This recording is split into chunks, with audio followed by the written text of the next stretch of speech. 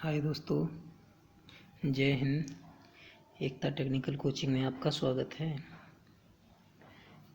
आज तुल्यकाली motor 30 MCQ question करवाऊंगा और इसमें अधिक से अधिक क्वेश्चन आपके पेपर में ज़रूर आएंगे। चलिए दोस्तों, प्रारंभ करते हैं। पहला क्वेश्चन है, सिंक्रोनस मशीन में सभी यानियाँ लोड पर निर्भर नहीं करती सिवाय इसके।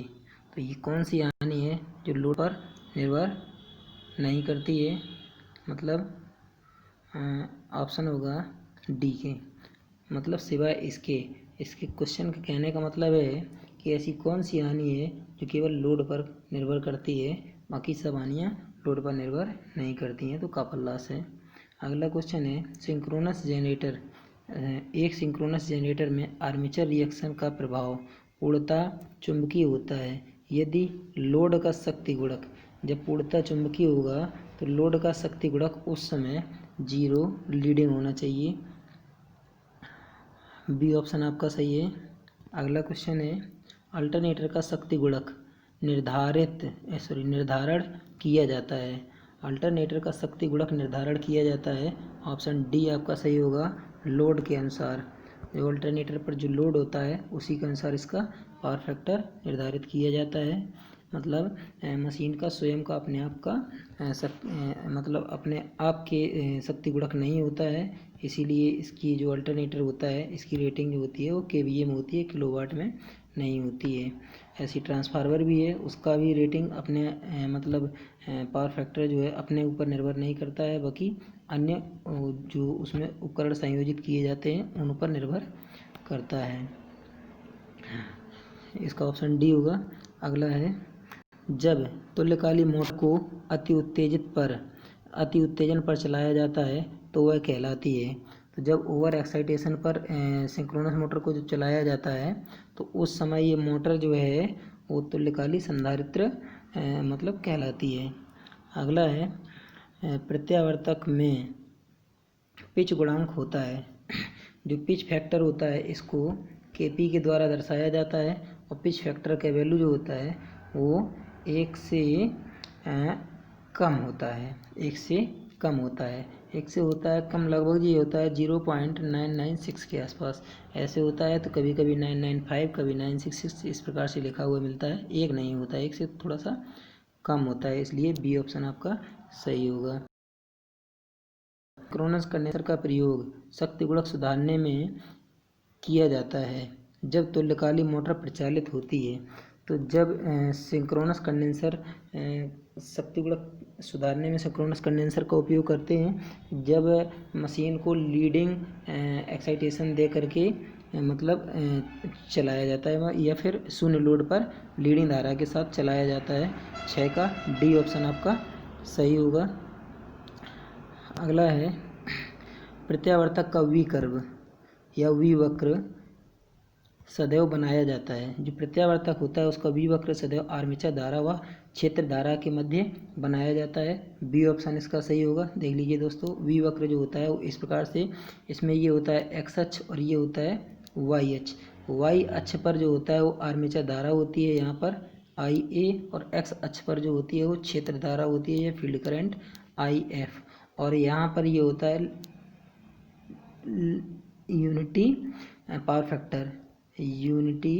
पावर फैक्टर, और इस प्रकार से ये विवक्र बनता है। तो इसमें मतलब बाएं जो दायां साइड है और बायां साइड है इसमें लैगिंग और लीडिंग की कंडीशन होती है। तो इसको हम याद कैसे रखेंगे, एक साइड में लिखेंगे एल ए और एक साइड में लिखेंगे एल ई, मतलब लाली याद रखेंगे। तो इस साइड में ये हो गया लैगिंग पावर फैक्टर और इधर हो गया लीडिंग पावर फैक्टर। तो लैगिंग, लीडिंग और यूनिटी पावर फैक्टर, इन्हीं के आधार पर ये मशीन कार्य करती है। और इसमें जो वी वक्र जो बनता है उसमें वाई अक्ष पर आर्मेचर धारा और एक्स अक्ष पर क्षेत्र धारा को स्थापित किया जाता है। ऑप्शन इसका सही होगा। अगला है, सिंक्रोनस है। जो सिंक्रोनस शक्ति होती है यहाँ पर ऑप्शन आपका सिंक्रोनस शक्ति है जब दो प्रत्यावर्तक सिंक्रोनस में गति करता है। तो सिंक्रोनस शक्ति उस समय जब सिंक्रोनाइजेशन की कंडीशन में दो अल्टरनेटर रहेंगे तो उस समय सिंक्रोनस की जो शक्ति होगी वो शून्य हो जाती है। ये ऑप्शन आपका सही होगा। अगला है अल्टरनेटर के घूर्णक में होता है। तो अल्टरनेटर का जो घूर्णक होता है या जो रोटर होता है उसमें क्या होता है कि मतलब नौका सी दो स्लिप रिंग लगाए जाते हैं डीसी सप्लाई को प्रभावित करवाने के लिए। अगला है सामान्य कार्य अवस्था वाली तुल्यकाली मोटर में मोटर का प्रयुक्त वोल्टेज कम होने पर शक्ति गुणक, जब वोल्टेज कम हो जाएगा तो शक्ति गुणक इसका जो है वो थोड़ा सा सुधर जाता है। सी ऑप्शन आपका सही होगा। जब वोल्टेज घटेगा तो मतलब पावर फैक्टर जो है थोड़ा सा बढ़ जाता है या सुधर जाता है।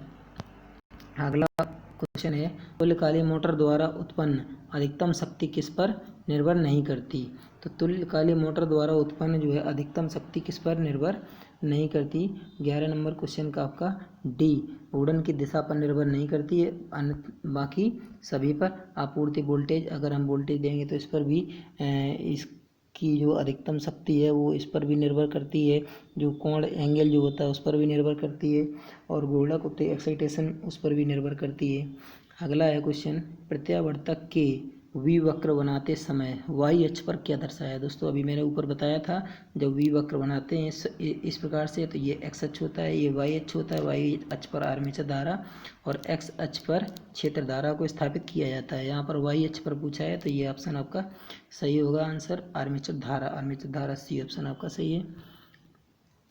अगला है 3 फेज 20 HP 60 हर्ट्ज 230 वोल्ट 4 ध्रुव मोटर के पूर्ण भार पर रोटर धारा की आवृत्ति क्या होगी यदि मोटर 1692 RPM पर गतिशील हो। तो यहाँ पर दोस्तों एन रोटर जो आपका मोटर है उसके रोटर की गति दी गई है, एन इक्वल टू दिया गया है 1692 और एन एस हमको ज्ञात करना है। एन एस इक्वल टू होता है 120 एफ बटे पी। तो यहाँ पर रखेंगे 120 गुणे एफ का मान दिया गया है 50, एफ का मान दिया गया है यहाँ पर 60। देख लीजिए दोबारा से, यहाँ पर जो है एन एस इक्वल टू 120 गुणे 60 बटे ध्रुवों की संख्या 4। तो 4 से इसको काट देंगे, 4 तिया 12 30 हो गया, 3 1800 हो गया, 1800। अब हमको स्लिप निकालनी है। जब स्लिप निकालेंगे एस इक्वल टू होता है एन एस माइनस एन बटे एन एस। तो ये स्लिप का फॉर्मूला होता है और यहाँ पर आपका प्राप्त हो जाएगा एन एस हो गया आपका 1800 माइनस 1692 बटे 1800, इतना आएगा। अब यहाँ पर इसको दोनों को घटा देंगे तो यहाँ पर आ जाएगा आपका 108 बटे 1800, इतना हो जाएगा 108 बटे 1800। तो 18 यहाँ पर 18 से काटेंगे तो यहाँ नीचे आ जाएगा आपका 100, यहाँ पर आ जाएगा आपका 100 आ जाएगा, और ऊपर जो है 18 छक्का 108, 6 बार कटेगा तो 6 बटे 100 आ जाएगा। यहाँ पर आपका एन एस जो सिंक्रोनस जो स्लिप है, स्लिप आपकी 6 बटे 100 आ जाएगी। अब आगे देखते हैं, 6 बटे 100 स्लिप आई। अब हमको निकालना है रोटर धारा की आवृत्ति। तो रोटर धारा की फ्रिक्वेंसी होती है F R equal to S into supply frequency F. तो एस का वैल्यू आपका आया 6 बटे 100 और गुणे सप्लाई फ्रिक्वेंसी आपकी 60। तो इससे 0 काट दें, 6 छक्का 36 आया, और यहाँ पर एक 0 नीचे है तो यहाँ पर पॉइंट लग जाएगा, इतने हर्ट्ज, मतलब 3.6। सी ऑप्शन आपका सही है। देखिए अगला, एक अति उत्तेजित तुल्यकाली मोटर का व्यवहार होता है। तो संधारित्र की तरह व्यवहार होता है, ओवर एक्साइटेड अंडर एक्साइटेड जो होता है वो प्रेरक की तरह होता है, और यूनिटी जब पावर फैक्टर रहता है तो रेजिस्टेंस की भांति तो नहीं ही होता है। यहाँ पर आपका सी ऑप्शन सही होगा। वो मतलब अति उत्तेजित पर संधारित्र की भांति और निम्न उत्तेजित पर प्रेरक की भांति। अगला है तुल्यकाली मोटर की आर्मेचर धारा तब न्यूनतम होगी जब यह है। आर्मेचर धारा न्यूनतम होगी जब यह है इकाई शक्ति गुणांक पर कार्य करेगा। ये ऑप्शन सही है। अगला है जब एक प्रेरण मोटर को भार पर प्रारंभ किया जाता है तो यह पूर्ण गति पर त्वरित नहीं होती बल्कि निर्धारित गति से 1/7 गति पर चलती है। यह घटना कहलाती है। इस घटना को क्राउलिंग के नाम से जाना जाता है। 1/7 इतनी गति पर चले या फिर 10 से 15% की अपनी फुल स्पीड से 10 से 15% की स्पीड पर चले, तो इस प्रकार की घटना को इंडक्शन मोटर में क्राउलिंग के नाम से जाना जाता है। जो प्लगिंग होता है, तो प्लगिंग की कंडीशन ये होती है कि प्लगिंग एक प्रकार का ब्रेकिंग सिस्टम होता है। तो प्लगिंग में मशीन 3 फेज में से, जैसे RYB 3 फेज हैं, तो 3 फेज में से किन्हीं 2 फेजों को आपस में इंटरचेंज करके मशीन की जो रोटेशन है या जो गति है उसकी डायरेक्शन को चेंज करना प्लगिंग कहलाता है। जो कोजिंग होता है, तो कोजिंग में क्या होता है कि जो रोटर होता है तो रोटर में जो इस प्रकार से जो मतलब जो खांचे से बने होते हैं, मतलब जो सिलिकॉन स्टील की जो पत्तियां होती हैं उनमें खांचे जो होते हैं वो मतलब लॉक हो जाते हैं, तो उनमें उनको जो ये है कि थोड़ा सा मतलब तिरछा बनाया जाता है। ये कंडीशन होती है। लॉकिंग तो चलती हुई अवस्था में मशीन को रोकना, ये लॉकिंग होता है, या फिर ब्रेकिंग इसको भी कह सकते हैं। ठीक है, तो यहाँ पर आपका सी ऑप्शन सही होगा। क्राउलिंग जो होता है वो 1/7 या फिर 10 से 15% की स्पीड पर मशीन का चलना, ये होता है। सी ऑप्शन आपका सही है। अगला है 3 फेज प्रत्यावर्तक में घूमने वाला भाग है। तो 3 फेज अल्टरनेटर में जो घूमने वाला भाग होता है उसको हम क्षेत्र पद्धति कहते हैं। सी ऑप्शन आपका सही होगा। यहाँ फील्ड जो है वो अल्टरनेटर में हमेशा घूमता है। अगला है 18 नंबर। अगला क्वेश्चन देखते हैं, प्राथमिक चालक की गति क्या होगी जो 2 पोल की प्रत्यावर्तक को चलाता है। तो प्राथमिक चालक की गति पूछी गई है, तो यहाँ पर हम NS निकालेंगे। NS = 120 F/P। जब पोलों की संख्या केवल दी जाती है और फ्रिक्वेंसी का वैल्यू नहीं दिया जाता है, तो इंडिया की मानक फ्रिक्वेंसी हम 50 हर्ट्ज ले लेते हैं। तो यहाँ पर हो जाएगा आपका 120 × 50/2, 2 से इसको काट देंगे 60 आएगा, तो 6 पंचे 30, 3000 आपका RPM आएगा। सी ऑप्शन आपका सही है। अगला देखते हैं, स्टेटर और रोटर क्षेत्र का एक साथ किस मोटर में घूमते हैं। जो स्टेटर और रोटर दोनों एक साथ अगर घूमते हैं तो ये मोटर जो होती है वो तुल्यकाली मोटर होती है। इसमें इंटरलॉकिंग होकर के मशीन चलती है, स्टेटर और रोटर एक साथ घूमते हैं।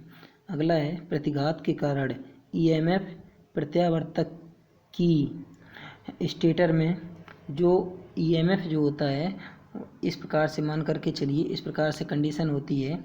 तो जो प्रतिघात के समय जो पूछ रहा है, AL इधर होता है, C इधर होता है, कैपेसिटर इधर और मतलब इंडक्टर इधर, तो ये प्रतिघात है, ये धारती है, ये प्रतिघाती है। तो इस समय EMF पूछ रहा है तो प्रतिघाती EMF इधर होगा, करंट इधर होगा, तो ये पोजीशन है। तो यहाँ पर पूछ रहा है प्रतिघात के कारण EMF प्रत्यावर्तक की स्टेटर में, तो EMF जो होता है वो लीडिंग होता है करंट से, तो धारा से 90 डिग्री अग्रगामी। बी ऑप्शन आपका सही होगा 20 का। बी ऑप्शन सही है। अगर ये पूछता है मतलब प्रतिघात के समय से प्रतिघात के कारण, तो यहाँ पर अगर धारिता के कारण अगर होता तो यहाँ पर 90 डिग्री लैग, पहला ऑप्शन सही हो जाता। धारा से 90 डिग्री पश्चिमगामी, तो यहाँ पर 90 डिग्री का एंगल बनता है, ये 90 डिग्री लीडिंग कर रहा है। यहाँ पर EMF प्रतिघात के कारण जो होता है 90 डिग्री लीड करता है। अगला देखिए, अल्टरनेटर में इकाई शक्ति गुणक लोड पर आर्मेचर प्रतिक्रिया का प्रभाव क्या होगा। क्रॉस चुंबकन प्रभाव होता है, मतलब यहाँ पर इकाई जब शक्ति गुणक होगा, पावर फैक्टर जब यूनिटी होगा, तो अल्टरनेटर में और सिंक्रोनस मोटर दोनों की कंडीशन में क्रॉस मैग्नेट या क्रॉस चुंबकन होता है। दोस्तों यहाँ पर नोट में मैंने लिखा है, इकाई शक्ति गुणक पर क्रॉस चुंबकन अल्टरनेटर हो या फिर सिंक्रोनस मोटर हो। ठीक है। दोनों की कंडीशन में क्रॉस मैग्नेट होता है इकाई शक्ति गुणक पर, अग्रगामी शक्ति गुणक पर या लीडिंग पावर फैक्टर पर अल्टरनेटर में चुंबकन होता है आर्मेचर प्रतिक्रिया, जबकि सिंक्रोनस मोटर में जो होती है वो विचुंबकन होती है, विचुंबकन। ये दोनों क्रॉस में चलते हैं ऐसे। अगर यहाँ पर अल्टरनेटर का अग्रगामी पर पूछा गया है आर्मेचर प्रतिक्रिया, अग्रगामी शक्ति गुणक पर आर्मेचर क्रिया अल्टरनेटर के लिए पूछी गई तो चुंबकन होगी, और तुल्यकालिक मोटर के लिए पूछी गई तो विचुंबकन होगी। इसी प्रकार से पश्चगामी शक्ति गुणक पर आर्मेचर प्रतिक्रिया अगर पूछी गई तो प्रत्यावर्तक के लिए विचुंबकन होगी और तुल्यकालिक मोटर के लिए चुंबकन। मतलब ये दोनों उल्टे उल्टे होते हैं और ये क्रॉस चुंबकन जो होता है वो सीधा हो जाता है अल्टरनेटर के लिए और सिंक्रोनस मोटर के लिए। बस इतना डिफरेंस होता है दोस्तों, याद रखना। अग्रगामी में जो है सिंक्रोनस मोटर में विचुंबकन हो जाता है, पश्चगामी में चुंबकन हो जाता है। अगर अल्टरनेटर है तो वहाँ पर सीधे जो मैंने लिखा है यही होता है कंडीशन। तो यहाँ पर आपका बी ऑप्शन सही हो जाएगा। अगला है, किसमें वृद्धि के साथ एक तुल्यकालिक मोटर के आकार में कमी हो जाती है? तो फ्लक्स घनत्व जो है बी, फ्लक्स घनत्व को हम बी के नाम से जानते हैं। फ्लक्स घनत्व फ्लक्स घनत्व जो है जब वृद्धि होती है इसकी तो मशीन का जो आकार होता है वो मतलब है 22 का सी ऑप्शन सही होगा। सी ऑप्शन सही होगा, सॉरी सी ऑप्शन सही होगा। एचपी रेटिंग जब बढ़ती है तो मशीन के आकार में कमी आ जाती है।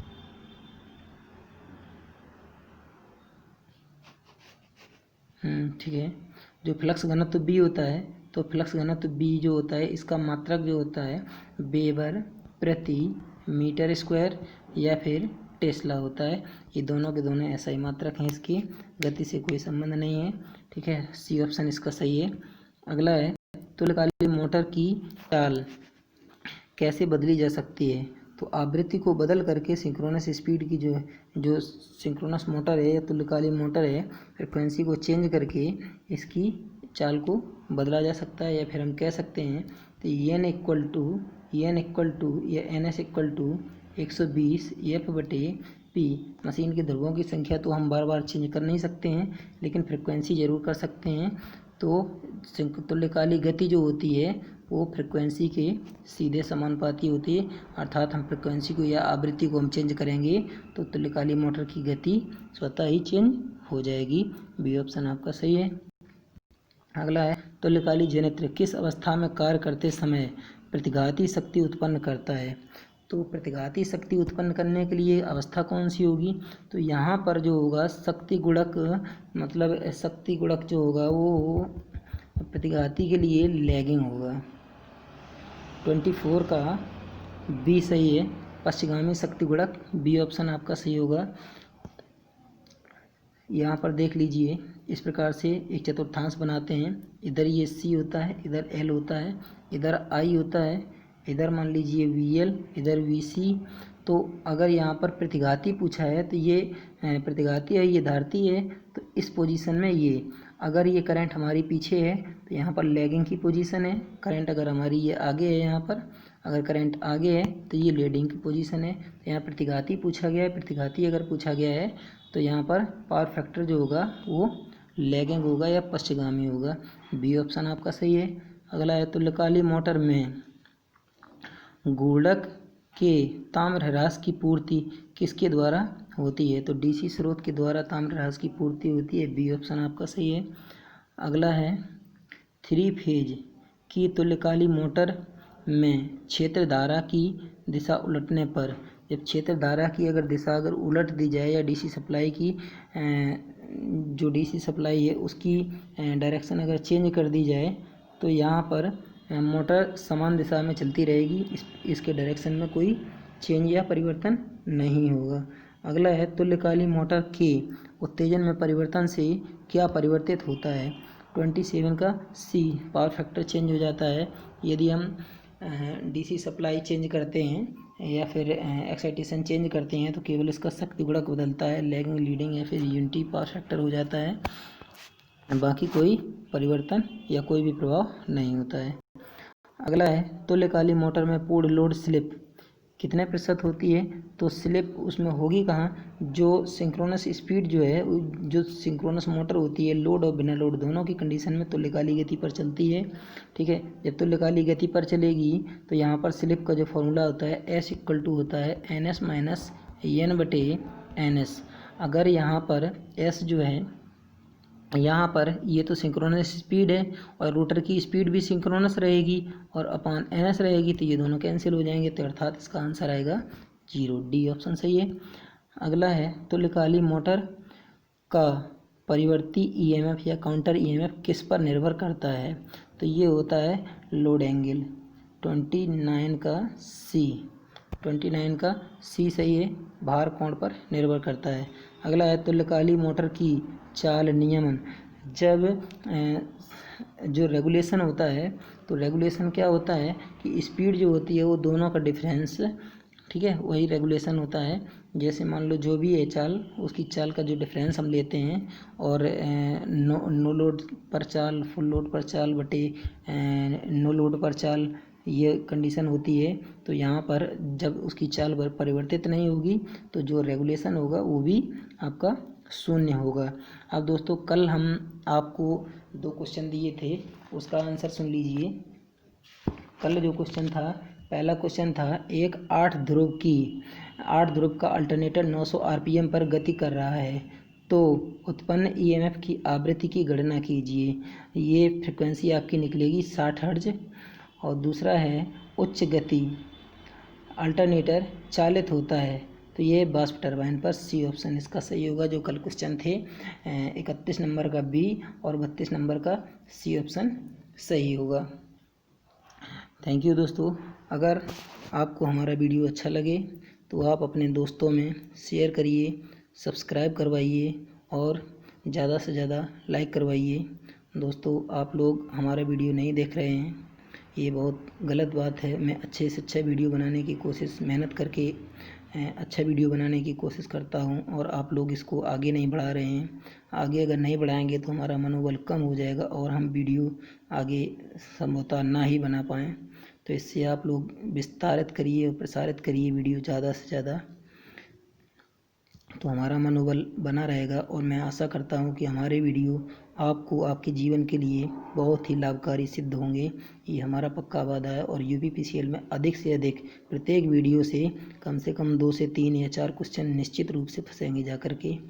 थैंक यू दोस्तों। और इस वीडियो की PDF हमारे टेलीग्राम चैनल ATC इलेक्ट्रिकल पर उपलब्ध है। आप लोग वहाँ से वीडियो देख करके वहाँ से क्विज को सॉल्व कर लीजिए। थैंक यू दोस्तों।